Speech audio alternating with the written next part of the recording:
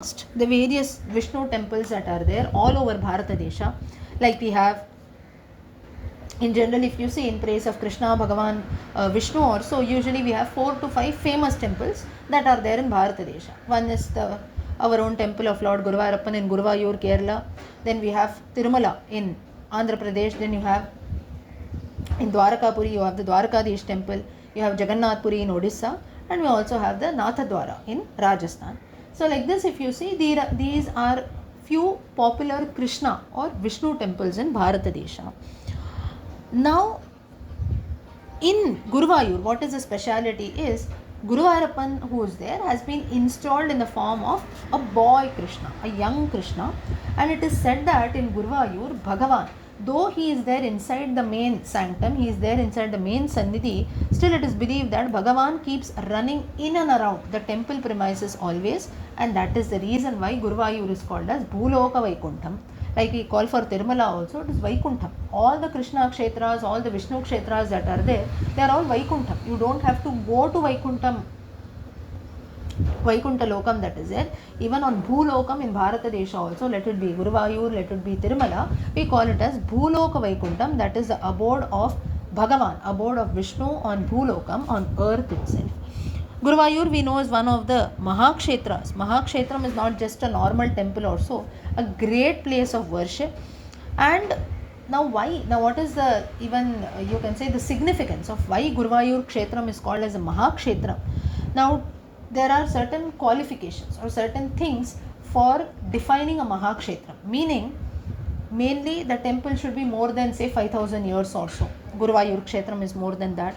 Then it should have some records, it seems. Records in the sense, all our, you have those copper plates, some manuscripts that are there. So, that is some records should be there. So, in the case of Guruvayoor also, we have a few copper plates that are there, which have got a lot of information. You have a lot of palm leaf manuscripts which are there, which all give some information about the Guruvayoor temple, the history of the area, and so on. Then, usually, to call it a Mahakshetram, there should be some origin of a forest, it seems, nearby. Or this place also, originally, where today we have the Mammiyur Kshetram. Now, originally today the Guruvayoor Kshetram that we have was previously the abode of Lord Shiva, Mammiyur, right? Now only Bhagavan, Shiva has shifted to a nearby place, which today we worship as the Mammiyur Shiva temple. So this place, the current place of Guruvayoor Kshetram, is believed to be a forest previously, it seems. And it should be near to the sea. We have the sea that is flowing nearby, the Arabian Sea. Then it should have some royal connection, it seems. So in those times we had the king of Calicut who is there. Now previously also, if you remember, we had seen the story of a king called Manadeva and the origin of Krishnattam. Now Manadeva actually belonged to the king of Calicut, the royal family of Calicut. They are usually called as the Zamorines of Calicut. Zamorines is nothing but like the Zamindars also, merchant family. Usually they are not even a merchant, you can say. It is actually a royal family only, a king dynasty who is there, and all lot of royal connections need to be there. Then some mention in lot of our ancient literature and sculpture should be there. The mention of Guruvayoor temple comes in Mahabharatam also. Then the celebration of lot of festivals. Now in Guruvayoor Kshetram we know every day we have the Shriveli procession that comes in, lot of many other festivals that are celebrated. So celebration of lot of grand festivals needs to be happening in a Mahakshetram. Now moreover, it seems that the temple should usually be situated at a height also. Now in the case of Guruvayoor temple, it is not at a height. So usually you see Tirumala also is at the mountain top, right? In the case of Guruvayoor, it is not so, but we have a large water body nearby. That is one aspect that is there for Guruvayoor Kshetram.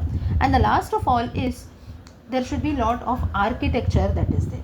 Now the original temple, if you see, did not have great sculptures also. Even today also we just have a boy form of Guruvayoor, but still inside, in the inner walls of the temple, we had few paintings also which were showing the architecture in those times, how beautifully Krishna was there. You had something called Chomiru Chitram. Chomiru Chitram is nothing but the small artworks of, you can say, the localite children who are there. Even today also it is said. So it is a kind of wall painting. Like in Maharashtra also, you have something called Varli painting, right, which is quite famous. So kind of like we cannot actually call it as a Kerala mural style. It is a kind of wall painting that people do. Even today also it is said that there is a school, art school nearby in Guruvayoor, where children and other artists, they go and learn this form, it seems.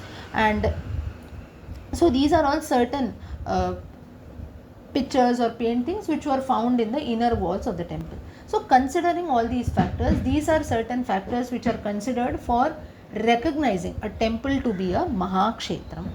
Now that's how even Guruvayoor also falls in this category, because all these aspects, like I told you, Guruvayoor Kshetram has got all of this. Moreover, it is a place which we all know has got a lot of connectivity. Of course, in today's times there are many things. You also have an airport, you have a train, bus, and so many other facilities. Now, why Lord Krishna here is called Guruvayoorappan? Guruvayoor is the name of the place. Appan usually means a lord or a father. So the one who is ruling over this place, guiding all of us, is the one who is placed, who has been installed in Guruvayoor, as told by Bhagavan himself, and it has been done by Guru and Vayu. That's how the place gets the name Guruvayoor. Now the idol also of Bhagavan is made of a black stone. Now it is not just a normal stone, it seems. It is said to have lot of medicinal properties and magnetic properties. That's why you see when you do the Abhishekam also, usually it is done using til oil, right? So to maintain all those properties. Also we have the Chandanakapa Abhishekam and so many other things that are done. In fact, there is a specific powder also, it seems, a herbal powder which is used to clean the idol of Bhagavan, which is called as Vak, V-A-K-A, Vak, and it is about light brownish in color when it is put on the idol of Bhagavan. Now maybe in the morning times we go for Nirmalya Darshanam also to Guruvayoor, maybe we can experience all these things. So by applying that powder, the idol of Bhagavan gets shine, it seems. And at morning 3 or so, if you see the darshanam, you can see Bhagavan in this form. And also water from the nearby kundam, from the temple pond only, is used for abhishekam purposes, which is again distributed as tirtha prasadam amongst devotees. Yeah.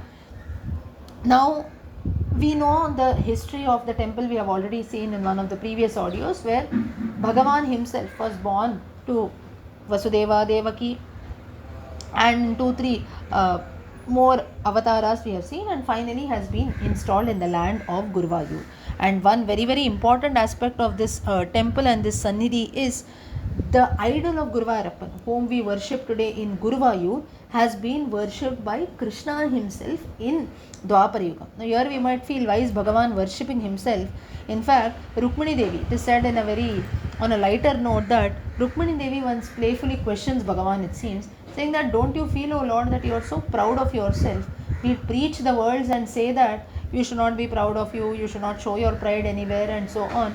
You are being so proud, you are worshipping yourself. Don't you think that this is something which is not like nobody worships themselves, right? That's when Bhagavan gives an answer saying that, in the case of me, I am the Mahattattva, right? I am someone who is ultimate, who is supreme. That now usually in the case of worship, whom do we worship? We worship someone who is greater than us, right? But in the case of me, Bhagavan says, there is no one who is beyond me, so therefore I myself need to do that in my various forms of avatarams. It is not a sense of pride also, but whatever I am telling my devotees, I need to show them also the same path. That's the reason it is said that Krishna himself in Krishna avataram worships the same idol of Guruvayoorappan, whom we see today in the land of Guruvayoor. Yeah. And of course, at this place, initially, before installing the idol of Vishnu or Krishna in the land of Guruvayoor, before telling that to Guru and Vayu, Krishna meets Uddhava, his childhood friend in Dwarakapuri, and tells him that Dwarakapuri in 7 days or so will be swept away by the sea. Krishna avataram also will come to an end. Therefore, this idol of Vishnu that I have, which my parents had worshipped previously, that is Devaki and Vasudeva, you please hand it over to Brihaspati when he comes. And Brihaspati, after 7 days, when this entire island gets submerged in the sea, Uddhava, very sadly, he goes to the seashore, he sees the idol that is there, which was actually floating on the waves of the sea. He prays to Vayu Bhagavan to bring it closer to him. Vayu brings it closer. Uddhava picks up lovingly, and that's when he finds Brihaspati, who was walking towards him. Uddhava tells Brihaspati the whole story of how Lord Krishna tells him to give this idol to you. Brihaspati, who knows everything, agrees to this, and with the help of Vayu, both of them, they install it at this place of Guruvayur, and that's how both of them, Brihaspati and Vayu, both of them, they carry this idol on the seashore where the present land of Guruvayur stands. And there it seems that how this place was also chosen is Brihaspati, when he sees from heaven, he sees a place that there was a beautiful lake, it seems, that was full of lotuses where Shiva and Parvati Devi both were dancing together. That's when Brihaspati requests Vayu Bhagavan that you please help me to float down here. And finally, he bows down to Shiva and Parvati, tells Shiva that you tell me a perfect place to install the idol of Vishnu. Shiva says that this indeed is the place, and that's when he tells that at one end of the lake you please build a temple where myself and Parvati Devi were doing the Nrityam. So today also the land of Guruvayur is more auspicious because Shiva and Parvati were said to have doing the Nrityam there. That's how we have a place called Rudra Tirtha even today in Shiva. And the temple of Mamyur, where Bhagavan shifts, where Shiva shifts, that also exists here. And it seems that little by little in the course of time, the lake that was there, the original lake, it started drying up, it seems, and only little, now only the temple tank that is there, the temple pond that exists, just as a significance of how the Guruvayur temple came into being. So therefore lot of stories like this are there with regards to the land of Guruvayur. These are few aspects of how the idol of Guruvayurappan was bought by Brihaspati and Vayu Bhagavan.